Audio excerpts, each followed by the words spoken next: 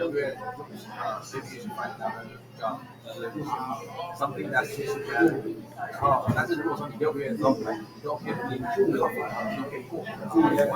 and welcome to my presentation for food service management for Langley Memorial Hospital. Let's go over for the general information. The Langley Memorial Hospital is covered under Fraser Health. It is located in the heart of Langley, which is not too far from the downtown, and also not too in and not too much in the rush of the town, so that it affects the patients who are admitted in the hospital. Moving forward, it is covered under Fraser Health, and it has the three residential senior homes attached to it, for whom also for whom the Langley Memorial Hospital Food Service Department is responsible. The division of work is done in a very methodical way, and everyone is responsible for their own department with proper staffing and proper protocols in place. And everyone has to go through those protocols, and they are answerable to their heads. And each one has an accountability system, and also strict steps are taken in case of there is any miscommunication or in case there is anything that goes wrong.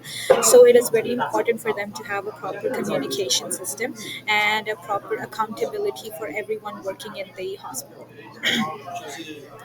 Moving forward to the food service is responsible for inpatients and residential homes.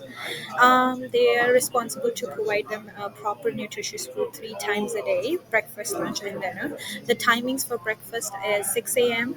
Sorry, it's 8 a.m. and the preparation starts at 6 a.m.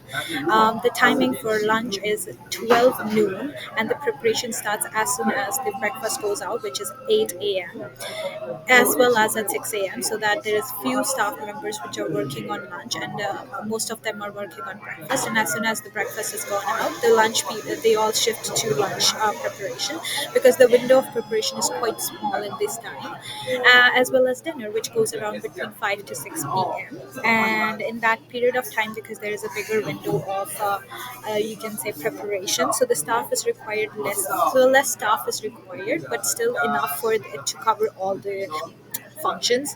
That facility is not responsible for the preparation of the food. It is pre-prepared by the Fraser Health and then provided to them.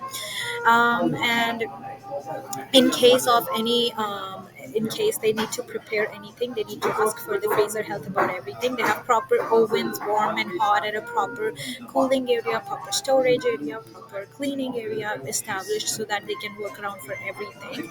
And the preparation, and the food is thawed and heated up and then trained and sent to the patients and the residential home service people. The staff service, there's around 150 people working in that department, with 6 supervisors and one head of the food service department. They are all responsible for cleanliness and hygiene of the food which is sent out, and the proper disposal of anything which comes back from the customer, from the patients. And they need to be very careful with all the steps which needs to be followed, and everything has to go through by the food service manager. Let's move on and talk about housekeeping. Housekeeping is responsible for proper cleanliness, because we know it's a hospital, so it is a hub of germs and infections. So it is very important that everything is cleaned properly. They need to coordinate with infection control very often, because when you're cleaning, it's very bound that some of the elements can come up which are not to be handled by the cleaning department. The infection control department has to play a very important role in that.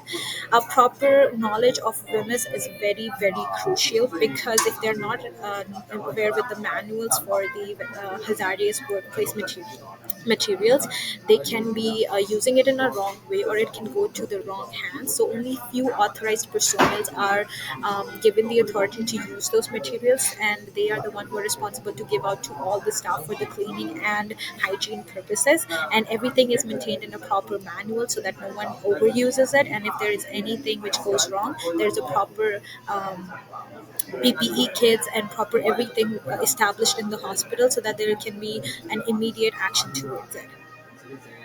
Moving towards laundry, laundry needs to coordinate with housekeeping because they're part of the same coin. We cannot do housekeeping without laundry, and laundry cannot be done without housekeeping. So they both need to be in a close touch with each other, and they also need to contact the infection control department because they are also the main people responsible for the maintenance of the hygiene.